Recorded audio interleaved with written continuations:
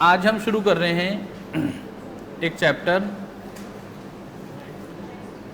Bank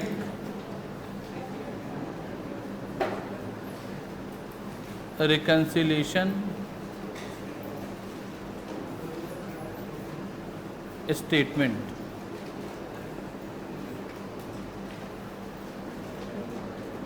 जिन बच्चों के पास 11th-12th में कॉमर्स नहीं थी वो भी इस चैप्टर को फिलहाल कर सकते हैं, इसका उस चीज़ से कोई रिलेशन नहीं है। ठीक है, 11th-12th की कॉमर्स से कोई रिलेशन नहीं है। तो अगर 11th-12th में कॉमर्स अच्छे से नहीं भी पढ़ी है या आप कॉमर्स बैकग्राउंड के नहीं हैं तो भी BRS का चैप्टर आराम से कर सकते हैं। इसका पुरानी अकाउंटिंग से कोई रिलेशन किसी तरीके से नहीं है। बैंक रिकंसिलिएशन स्टेटमेंट क्या है? हमने बैंक में एक अकाउंट खोला और बैंक ने हमें पासबुक दे दी, है ना, या बैंक स्टेटमेंट कह सकते हैं, और एक कैश बुक है। ये कैश बुक किसके पास है? हमारे पास, बैंक के पास, हमारे पास। फर्क इतना है कि कैश बुक में एंट्री कौन करेगा? हम खुद करेंगे, ये हमारा अकाउंटेंट, और पासबुक में एंट्री कौन करेगा? बैंक। यानी पासबुक ये बताएगी कि बैंक ने हमारे अकाउंट में क्या क्या एंट्रीज की हैं, और कैश बुक ये बताएगी कि हमने अपने अकाउंट में क्या क्या एंट्री की। हमने 10,000 रुपये से अकाउंट खुलवाया था, पासबुक के हिसाब से भी 10,000 का बैंक बैलेंस था और कैश बुक के हिसाब से भी 10,000 का बैंक बैलेंस था। अब क्या हुआ, हमने 3,000 रुपये का पेमेंट किया किसी व्यक्ति को। जब हम पेमेंट करेंगे तो हम एंट्री कहाँ करेंगे? कैश बुक में, और हमने अपना बैंक बैलेंस 3,000 रुपये से क्या कर लिया? कम कर लिया। हमारा बैंक बैलेंस कितना बचा? 7,000। जिसे हमने चेक दिया वो पर्सन बैंक से पैसे निकालने गया ही नहीं। हमसे चेक लेके उसने अपनी जेब में तो रख लिया, लेकिन वो चेक उसने अपने बैंक में जमा नहीं किया। जब बैंक में उसने चेक जमा किया ही नहीं तो क्या पैसे हमारे अकाउंट से उसके अकाउंट में ट्रांसफ़र हो गए या नहीं हुए? नहीं हुए। यानी बैंक ने कोई एंट्री, बैंक के हिसाब से अभी भी कितना बैलेंस है? अब मैं 31 तारीख को बैलेंस शीट अगर बना रहा हूं और बैलेंस शीट में मुझे कैश एट बैंक लिखना है, तो कैश एट बैंक मैं कौन सा लिखूं? 7,000 या 10,000? 7। बैंक में कितने पैसे हैं? 10। तो कायदे में कितने लिखने चाहिए? तो क्या अगर मैं 10,000 लिख दूं तो मेरी बैलेंस शीट टैली हो जाएगी? मेरी बैलेंस शीट तो मेरे डबल एंट्री सिस्टम से टैली होगी, और मैंने डबल एंट्री सिस्टम में एक एंट्री पास कर दी। जब ये 3,000 का पेमेंट किया तो अपना बैंक बैलेंस 3,000 से कम किया, और साथ ही साथ अपने क्रेडिटर्स भी 3,000 से क्या कर दिए? कम कर दिए। अब आप कह रहे हैं कि मैं क्रेडिटर्स तो उतने ही लिखूंगा और बैंक में बैलेंस लिखूंगा कितना? 10,000। तो मेरी बैलेंस शीट टैली करेगी? बैलेंस शीट तो टैली। तो ध्यान रखें, हमेशा जो भी बैलेंस एज पर कैश बुक होता है वही कहाँ जाता है? बैलेंस शीट में। तो बैलेंस शीट में तो 7,000 रुपये लिखना पड़ेगा, कोई दूसरा ऑप्शन नहीं है।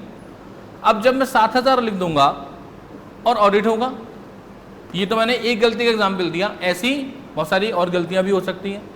तो जब ऑडिट होगा तो ऑडिटर आएगा, ऑडिटर कहेगा भाई ये क्या चीज़ है, आपने तो 7,000 रुपये का बैंक बैलेंस लिखा है, जबकि आपका बैंक स्टेटमेंट या आपकी पासबुक तो ये बता रही है कि आपके अकाउंट में कितने रुपए हैं?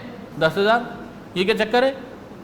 ये क्या गड़बड़ी है? तो हम कहेंगे सर कुछ गड़बड़ी नहीं है, ये केवल एक चेक की वजह से डिफरेंस हो गया था कि हमने चेक इशू कर दिया, लेकिन 31 तारीख तक कस्टमर ने या क्रेडिटर ने वो चेक अपने बैंक में नहीं लगाया, जिसकी वजह से पैसे हमारे अकाउंट से उसके अकाउंट में ट्रांसफ़र, वो उसने 2 तारीख को लगाया और 5 तारीख को ये पैसे हमारे अकाउंट से कस्टमर के अकाउंट में ट्रांसफ़र भी हो गए। आप चाहें तो चेक कर लीजिए। तो ऑडिटर कहेगा भाई मैं कैसे मान लूँ, ओरल सबमिशन पर ये बात मैं कैसे मान लूँ, और ये तो एक ही एंट्री है, क्या ऐसी और भी एंट्रीज हो सकती हैं? बहुत ज़्यादा हो सकती हैं। तो इसके लिए ऑडिटर कहता है रिटर्न में प्रूफ दे दीजिए हमें कि ये जो डिफरेंस ऑफ बैंक बैलेंस आपके हिसाब से है और difference in bank balance as per passbook के हिसाब से है, इसके रीजन का एक रिटर्न स्टेटमेंट दे दीजिए। तो that return statement is called bank reconciliation statement, means justification of difference as पर cash book and as per passbook is called as BRS। अब इसका रेलेवेंस क्या है हमारे लिए? फाउंडेशन में तो रेलेवेंस है ही है कि अगर क्वेश्चन आएगा तो 6 नंबर का 8 नंबर का क्वेश्चन आ सकता है। इसका रेलेवेंस हमारी प्रैक्टिकल लाइफ में भी क्या है? जब हम ट्रेनिंग करेंगे या हम CA बन जाएंगे, जब आप बहुत सारे गवर्नमेंट डिपार्टमेंट का ऑडिट करने जाएंगे, सपोज करें हम इलेक्ट्रिसिटी डिपार्टमेंट का ऑडिट करने जा रहे हैं। अब 31 तारीख को क्या बिजली विभाग अपने बिल, जो इलेक्ट्रिसिटी का बिल होता है, उनका पेमेंट ले या ना ले? बिल जमा कराएं या मना कर दें? कराएगा भाई, इससे क्या मतलब है? 31 से और 1 से। तो 31 तारीख को कैश काउंटर खुला था, बहुत सारे बिल जमा हुए और बहुत सारे बिल कैश से भी जमा हुए और चेक से भी जमा हुए। वो सारे चेक जो 31 तारीख को बिजली विभाग को मिल गए, उसकी एंट्री बिजली विभाग ने 31 तारीख में ही अपने अकाउंट में कर ली। क्या एंट्री बनाएगा बिजली विभाग? Bank account debit to customer, पैसे तो रिसीव कर रहा है, ठीक। क्या ये चेक 31 तारीख को ही बैंक में जमा हो गए, या अगर जमा हो भी गए तो क्या ये पैसा 31 तारीख को ही बिजली विभाग के खाते में आ गया? नहीं आया। अब जैसे कि पैसा रिसीव हो रहा है, ऐसे ही बहुत सारे पेमेंट भी हो सकते हैं जो बिजली विभाग ने किए हों, लेकिन उनका पैसा 31 तारीख तक बिजली विभाग के खाते से उन लोगों के खाते में ट्रांसफ़र नहीं हुआ। तो आपका ये काम है कि जब आप ऑडिट करने जाएंगे या जब आपको इंटरनल ऑडिट मिलेगा या कॉन्करेंट ऑडिट मिलेगा बिजली विभाग का, तो अगर वो बैंक रिकंसिलिएशन इन्होंने नहीं बनाया है तो it is your duty to prepare, और अगर बनाया है तो to check the bank reconciliation. और ध्यान रखें, बिजली पूरे साल का बैंक स्टेटमेंट बनाना, तो बैंक रिकंसिलिएशन बनाना बहुत मुश्किल है क्योंकि बहुत सारी एंट्री बैंक में होती हैं, इसलिए BRS हर महीने का बनाया जाता है।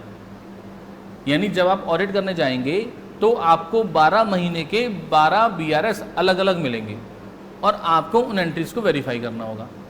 जो भी बड़े ग्रुप हैं, ठीक है, वहाँ पर ये सारे काम आपको प्रॉपरली करने ही करने पड़ेंगे, ठीक। तो प्रैक्टिकल लाइफ में भी BRS की बहुत ज़्यादा यूसेज आएगी। ऑडिट पीरियड में bank reconciliation is the thing जो आपको तैयार करना ही करना है और आपको वेरीफाई करना ही करना है। बहुत सेंसिटिव चीज़ है क्योंकि यहाँ पर manipulation of cash, manipulation of cheque easily हो सकता है, तो वेरीफाई हमें करना ही करना है। अब हम इसको बनाएंगे कैसे?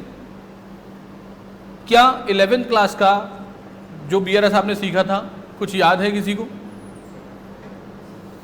अगर आधा याद है तो पूरा भूल जाइए, ठीक है। पूरा जो मैं करा रहा हूँ, हो सकता है कि मेरा मेथड कराने का और आपने जो सीखा वो अलग अलग हो। तो अगर आपको अपना वाला याद है तो आप अपने वाले से ही करें, पूरा अगर याद है तो मैं आपके वाले मेथड से आपकी प्रॉब्लम्स बता दूंगा। अगर आपको अपना वाला मेथड आधा अधूरा याद है तो उसे पूरी तरीके से भूल जाएं, जो मैं करा रहा हूँ उस तरीके से करें। 2 मेथड पर सवार होने की कोई आवश्यकता नहीं है। मेरा व्यक्तिगत अनुभव है कि मुझे BRS कई तरीके से करना आता है, लेकिन 2 बार मैंने एग्ज़ाम में BRS किया है और दोनों ही बार गलत हो गया। एक बार 12th के पेपर में BRS किया बोर्ड्स में, तो वहाँ क्वेश्चन गलत हो गया। फिर मैंने CS फाउंडेशन में BRS किया, वहाँ भी गलत हो गया।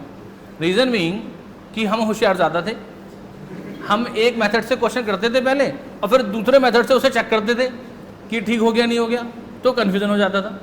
तो इसलिए अगर आपको अपना मेथड आता है तो वैसे ही करें, और अगर अपना नहीं आता है तो मेरा वाला सीख लें, अपना वाला पूरा भूल जाएं। हमें क्वेश्चन में बैलेंस एज पर कैश बुक दिया हो सकता है। बैलेंस का मतलब कौन सा बैलेंस होता है? डेबिट बैलेंस, यानी हमारे पैसे बैंक में डिपॉजिट हैं, या फिर ओवरड्राफ्ट एज पर पासबुक। यानी ये दो कंडीशन अगर आपको दी हैं, अगर बैलेंस एज पर कैश बुक स्टार्टिंग पॉइंट है बीआरएस का, या overdraft as per passbook starting point है, तो आप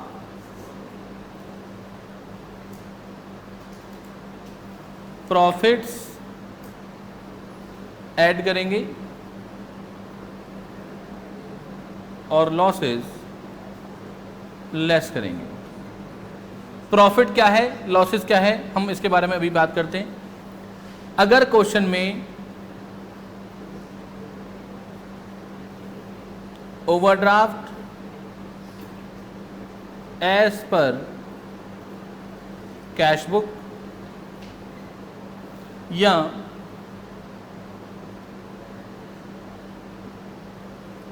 बैलेंस एज पर पासबुक दिया है, तो हम प्रॉफिट्स लेस करेंगे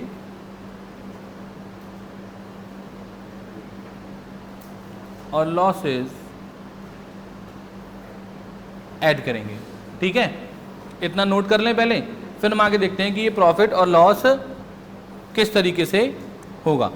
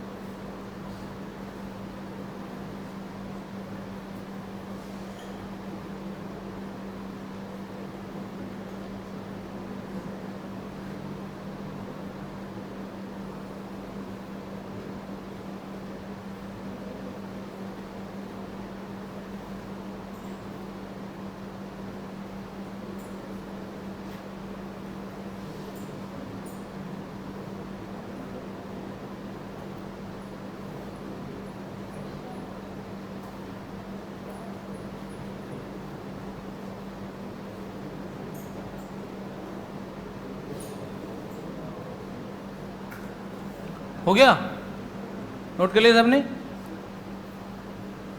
हो गया। अब हम आ जाते हैं वापस, अब प्रॉफिट लॉस कैसे का वो डिसाइड करते हैं।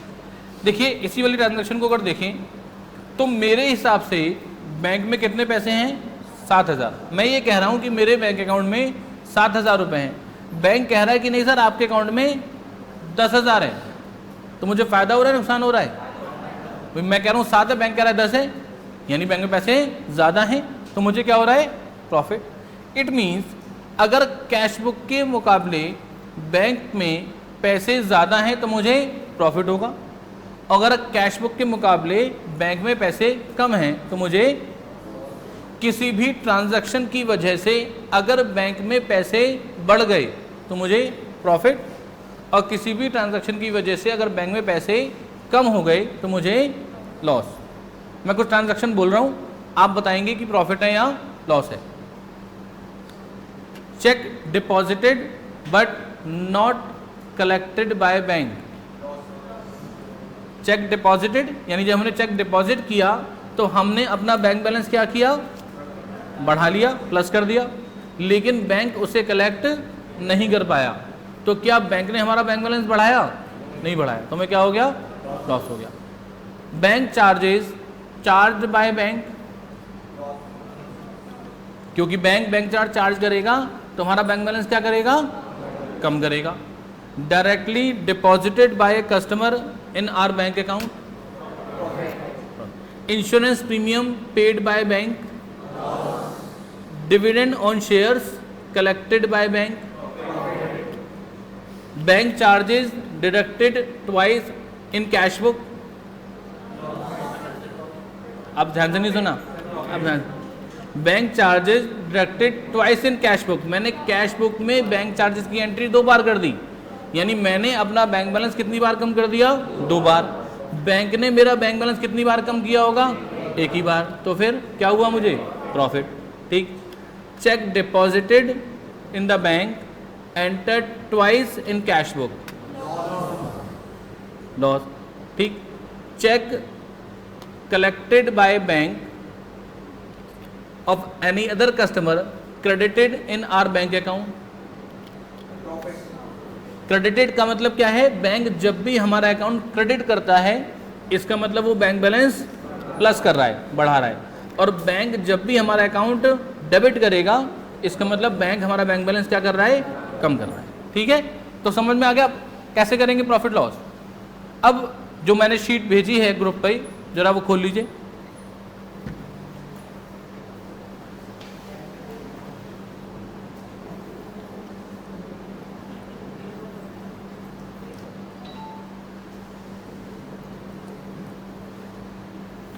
और एक क्वेश्चन हम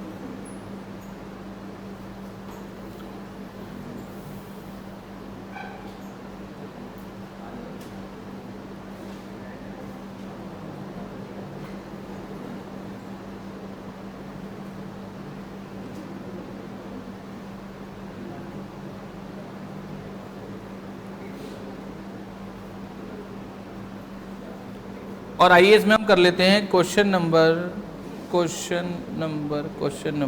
3.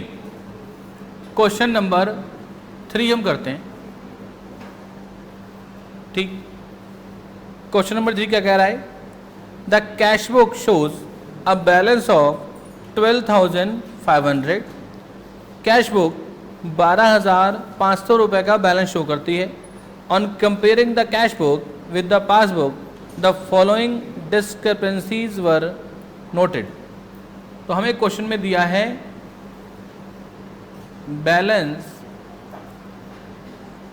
As per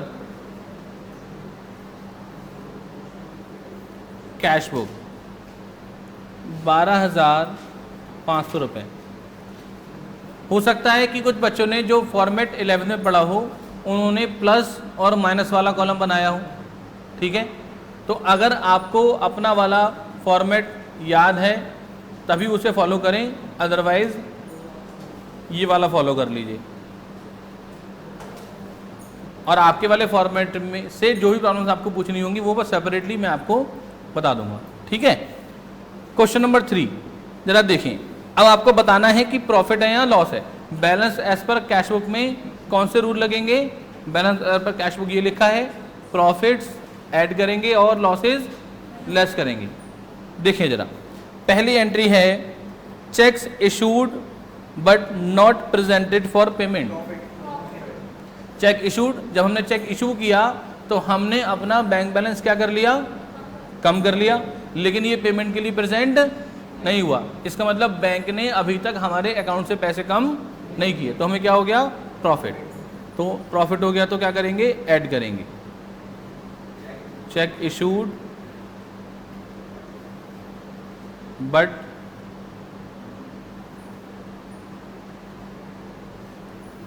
not presented. और ये कितने रुपए है? 600. इसके बाद नेक्स्ट देखें, check deposited in bank but not collected. Loss. हमने जब चेक डिपॉजिट किया तो हमने अपना बैंक बैलेंस क्या किया होगा? प्लस कर लिया, बढ़ा लिया, लेकिन ये अभी तक कलेक्ट नहीं हुआ, यानी बैंक ने अभी तक हमारा बैंक बैलेंस नहीं बढ़ाया है, तो हमें लॉस हो गया. Check deposited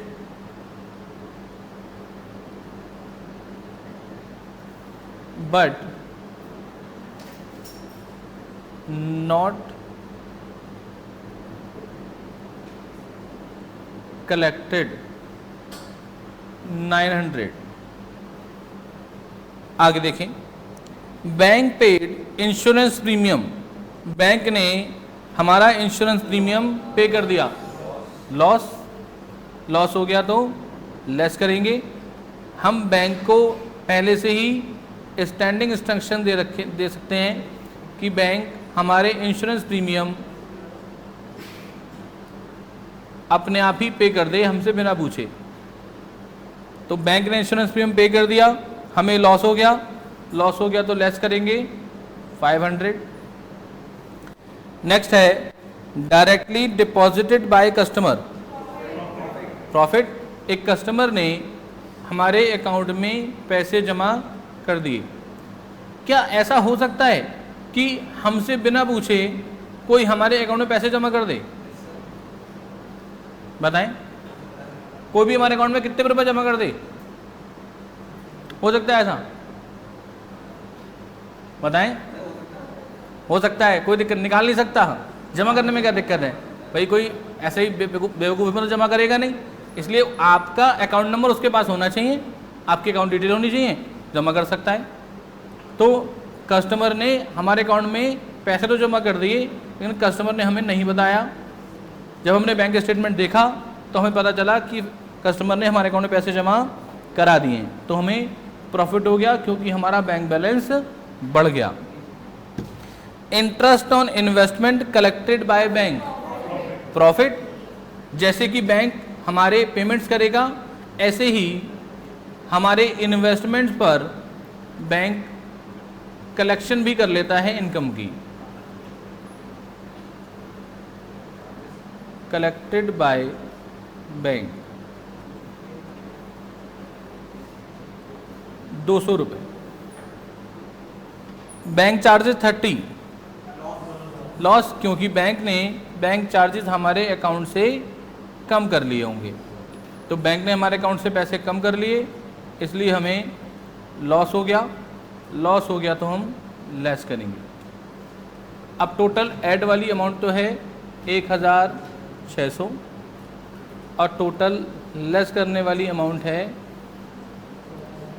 1430। तो 12500 प्लस 1600 हो गया 13 14 15100 रुपये। हाँ सॉरी 14100 रुपये। और इसमें से 1430 माइनस करेंगे तो क्या बचेगा? 12670। हम बैलेंस एज पर कैश बुक लेके चल रहे थे, तो क्या बचेगा? बैलेंस एज पर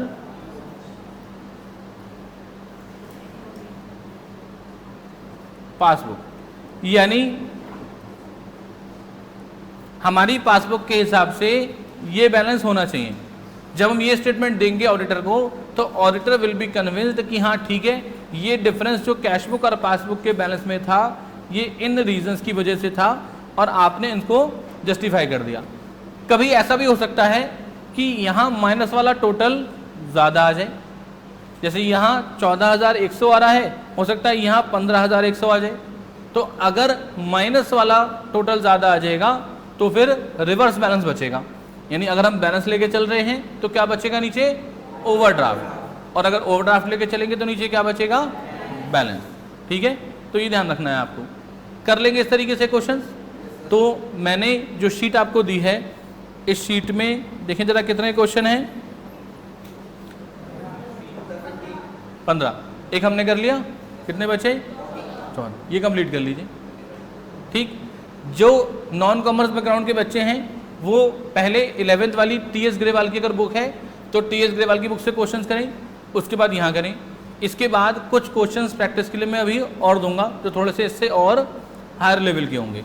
ठीक है, एक्चुअल में इसके बाद खत्म नहीं हो रहा बीआरएस। एक्चुअल में जब आप बीआरएस करेंगे, ये तो आपको डिस्क्रिपेंसीज निकली हुई दे दी गई और आपने उससे बीआरएस बना लिया। एक्चुअल में बीआरएस ऐसा नहीं होगा। एक्चुअल में तो ये गलतियां भी आप ही को ढूंढनी पड़ेंगी। आपको ये देखना पड़ेगा कि कौन सी एंट्री कैश बुक में है और पासबुक में नहीं है, या कौन सी एंट्री पासबुक में है कैश बुक में नहीं है, और फिर उस एंट्री को बीआरएस में आपको करना पड़ेगा। ठीक, बुक्स कितने बच्चों के पास आ गई हैं? ठीक, तो आप ऐसा करें कि जिन बच्चों के पास बुक्स नहीं है वो कैसे करेंगे? ऐसा करते हैं कि जिनके पास बुक है, कोई एक बच्चा उस जो इलस्ट्रेशंस हैं उन इलस्ट्रेशंस की फ़ोटो खींच के ग्रुप पे शेयर कर दें। तो हम कुछ इलस्ट्रेशंस जहाँ पर एक्चुअल में हमें BRS कैसे करना है वो भी हमारी बुक में है, वो भी हमें सीखना है। ठीक, तो हम कुछ 1-2 क्वेश्चन वहाँ से कर लेंगे। ठीक है, फिलहाल परसों तक, नेक्स्ट क्लास तक आप ये वाले 15 क्वेश्चन कंप्लीट कर लीजिए, फिर हम आगे करेंगे। ठीक है, कोई डाउट किसी को कुछ चीज़ पूछनी हो यहाँ तक जो हमने आज पढ़ा है? पक्का सब समझ में आ गया?